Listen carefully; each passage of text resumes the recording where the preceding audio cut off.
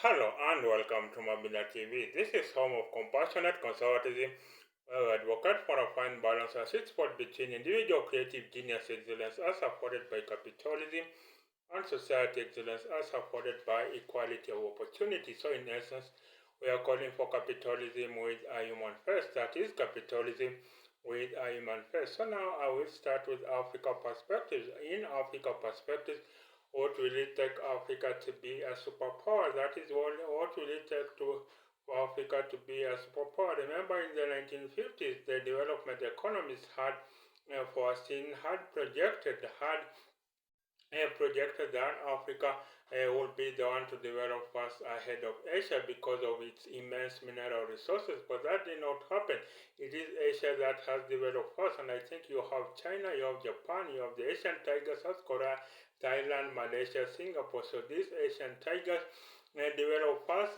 China lifted 300 million people out of poverty in a record 25 years. So you can imagine that China basically lifted a whole population, maybe the size of the European Union, 500 million people out of poverty. And then you have the Asian tigers such as Singapore, Malaysia, Thailand, South Korea being cited as models of development. So you had in Singapore where the former President Lee Kuan Yew was a case study of development economists on how to lift a country from third world to first world. So you had Lee Kuan Yew. He shifted the economy of Singapore from third world, from an abandoned port city to a first world financial behemoth, financial center of the world in a record 25 years. So you can see, imagine, and I think Lee Kuan Yew is a case study on development studies. So how did Africa not develop? So you have in the 1960s, now, Africa really, I think the leaders kicked the can down the road. So basically, we have to address the question of leadership in Africa. So for Africa to be a superpower, it has to have focused leaders who will implement the development agenda of Africa. So Africa has to have focused leaders. For now, we have leaders that have sold out. So these leaders, I don't trust them that they will bring development to Africa. These leaders absolutely will not bring development to Africa, and I think we need leaders that are interested in the deep issues of the day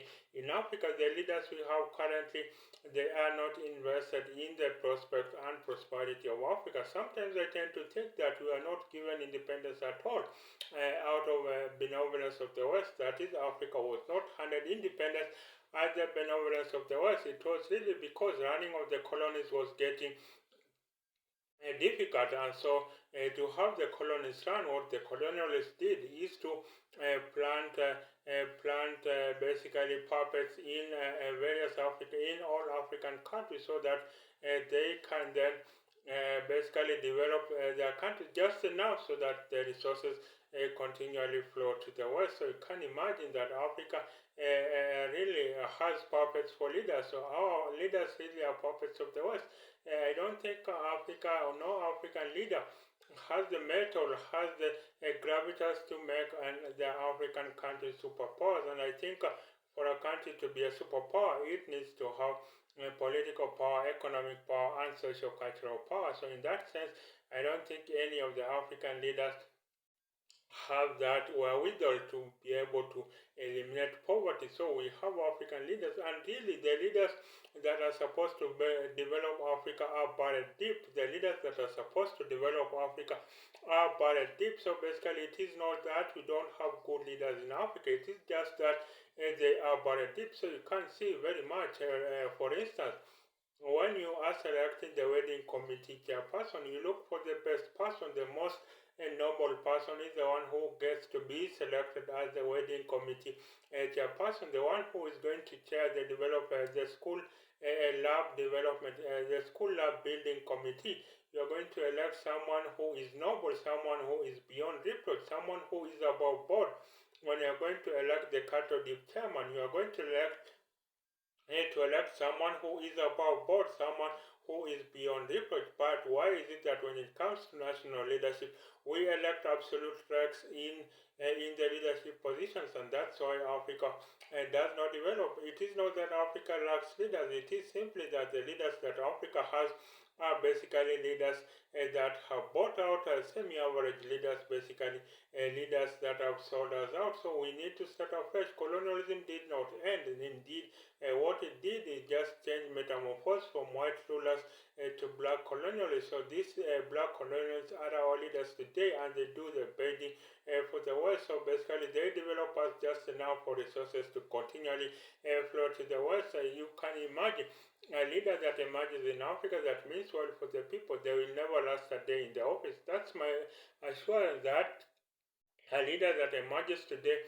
that basically wants to remake Africa, that wants to remake their country, they will not last a day in the office. Basically, they will be eliminated there and then. That is why I call upon African Africans to really go beyond the line, to go beyond the surface when looking for leaders, so that we get leaders that have not been bought out, leaders that fight for us, leaders that basically are there for Africans to develop. And I think if Africa gets leaders that are invested in the deep issues of the day in Africa, then basically you will have an Africa that is going to develop at absolute a very fast rate. And I think if that happens, then Africa will be able to jump forward. I think Africa has can have the capacity to develop fast, because I think was Europe was theorized, so the precision expert consultant makes the rules,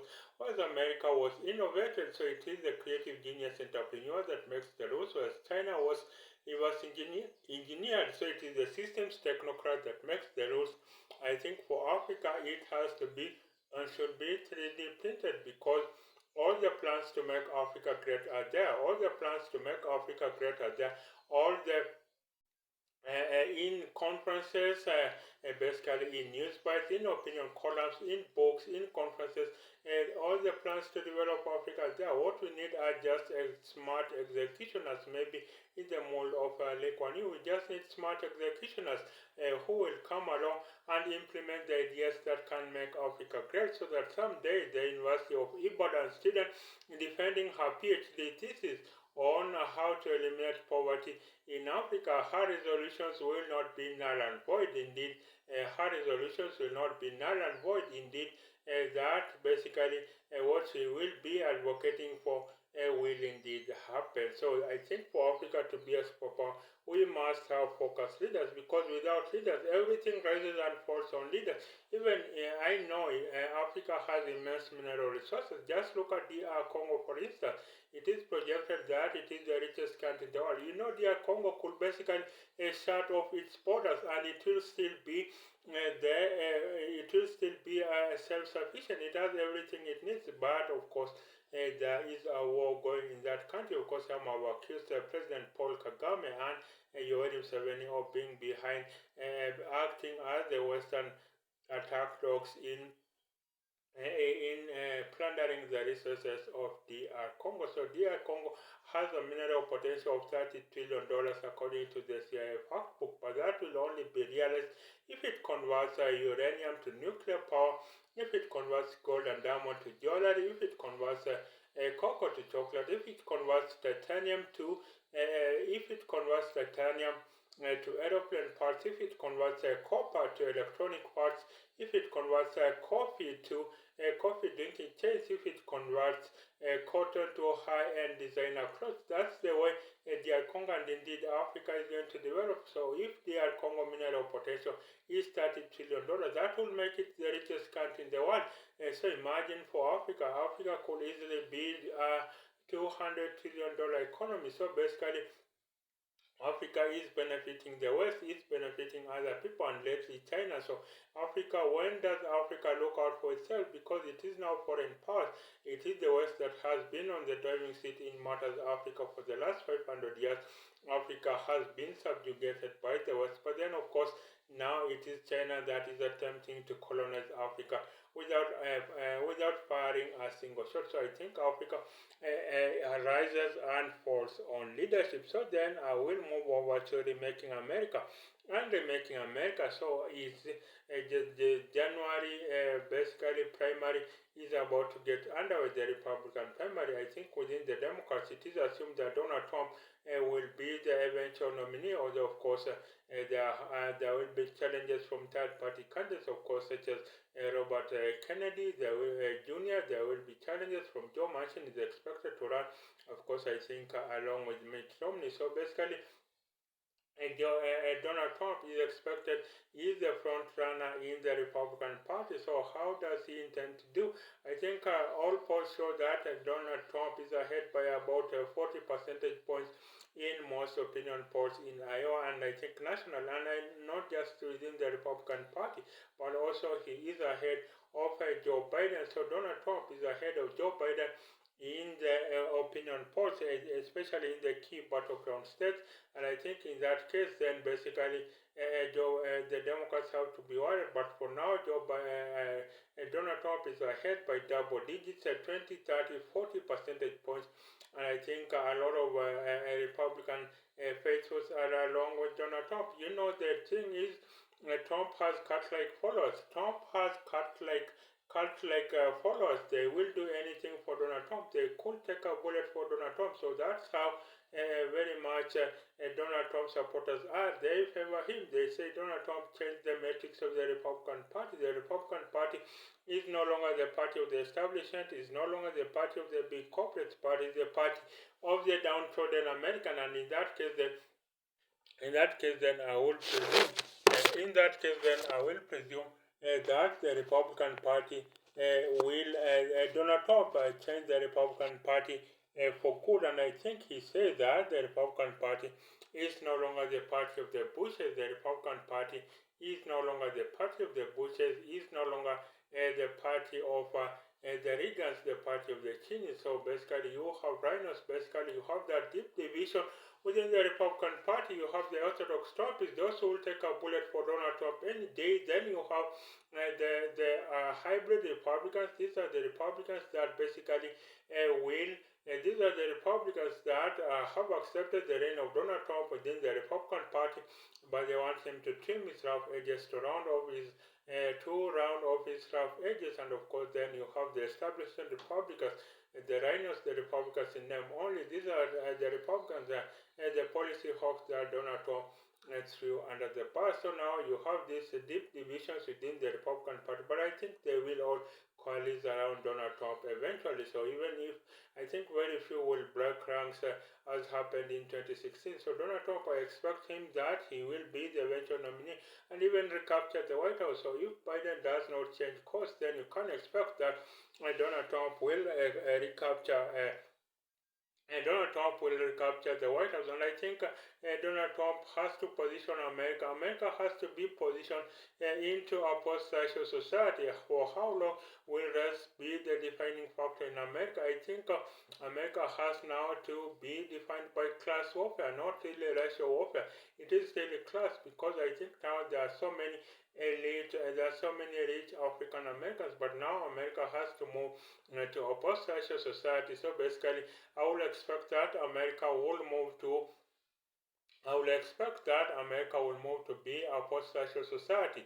So basically, where now the delineation will be class, and that will call for availing equality of opportunity, because I think capitalism works well, but where capitalism is the greatest wealth generator, but where it fails is in distributing the fruits of capitalism. So basically, I presume that basically what America needs is equality of opportunity, not socialism for government control, and not socialism where it is the government that controls everything. And governments have been known to be very bureaucratic. So what I expect for America, for persons like Donald Trump, if indeed gets a second mandate at the White House, is to advance equality of opportunity. Equality of opportunity is about getting everyone to the same starting lineup. That's what equality of opportunity is about. That is getting everyone to the same starting lineup, and then the differences beyond that are explained by creative genius, rare talent, rare skills, and of course entrepreneurial ability. So I will expect that individual dynamism plays a big role in America. And when the Republican Party does well, America does well. That's not a cliche statement. I believe the Republican Party has the best ideas on how to develop America. Individual dynamism, where the government is the problem, let it get out of the way, as Ronald Reagan would say. So we need a lean government, and I think the traditional conservative values have to be reinforced. So I think Donald Trump is going to do well in the Iowa caucus, and of course in the other primary that is coming on January 24th, that is the New Hampshire primary. I think in 2016 Donald Trump lost to Ted Cruz in the Iowa primary, but he recovered quickly and became the eventual nominee of the Republican Party. So of course I think the delegates at stake about 50 delegates are at stake. I'm not very sure. I will check that one. So, what do you think about the upcoming Republican primaries in January? So, I think Donald Trump is going to be the eventual nominee, and maybe even beat Joe Biden in if Joe Biden is not going to change course. Of course, opinion polls show that Donald Trump is ahead of Joe Biden in key battleground states, and I think that's very bad news for the Democrats, because Democrats don't have that fervent supporters, don't have that cult-like supporters. Biden does not have cult-like supporters as Donald Trump has, so that will drive maybe I think Trump supporters will go to the polls early. They want to see a return of Donald Trump to the White House. Then we go to ideas. In ideas, what goes into a status valuation? That is, in ideas, what goes into a status valuation? Because you have a company that has no employees, but basically has no revenues, let alone profits, has no revenues, let alone profits, and then of course is valued at $1 billion. I think there was an article on TechCrunch where an idea was just on paper, and I think an investor valued it at $1 billion. So you can imagine what really goes into startups valuation. Are all these startups really worth the ink they are written on? So you have a company such as Tesla. Tesla has only made about 700,000 cars, but is valued at about $700 billion, making the owner of Tesla, Elon Musk, to be the world's richest man. I think he is the world's richest man at about $220 billion. That enabled him to sell part of his stock in order to buy Twitter, X, that is formerly Twitter. So basically, you have a company such as Tesla, which is valued at about for 700, $800 billion, making Elon Musk to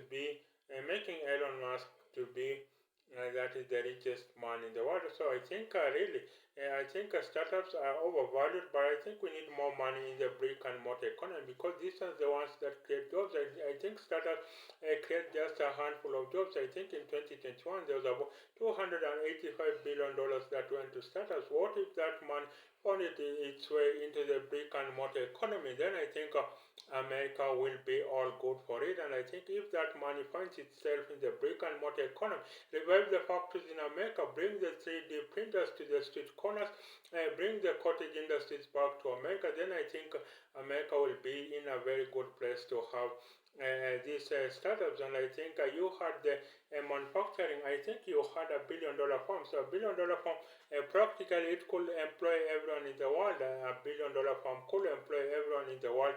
And then from there we went to $1 billion factory. So $1 billion factory could employ about 20,000 people, and of course sustained local towns, paid local taxes, and I think it had everyone from the grade to dropout to the high-flying doctorate holder. That was the $1 billion farm. And then from the $1 billion farm, we moved from the $1 factory, moved to the $1 billion.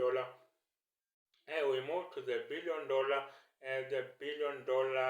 software company, which employed about just 500 people. All of them Uber private state university, flagship state university graduates. And then, of course, from there we moved.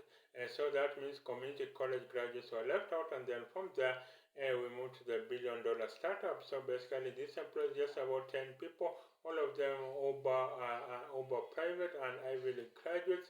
And I think that in that case, then I think we need more money in the brick and mortar economy. Then finally, in heart and soul, what does it mean that the blessings of God carry no sorrows? That is, why does it mean that the blessings of God carry no sorrow? Basically, you have a lot of people, they want to get wealthy, but through the means of the devil. That is, a lot of people, that is a lot of people want to get rich. A lot of people want to get rich, but through following the ways of Satan. So how do you get rich in a Christian way? Of course, riches are not the domain of God. It is God who blesses people. And of course, the beauty about the riches from God is that they carry no sorrow. But I think a lot of people are taking shortcuts. I think especially the millionaires generation Z, they want to take shortcuts to success in life.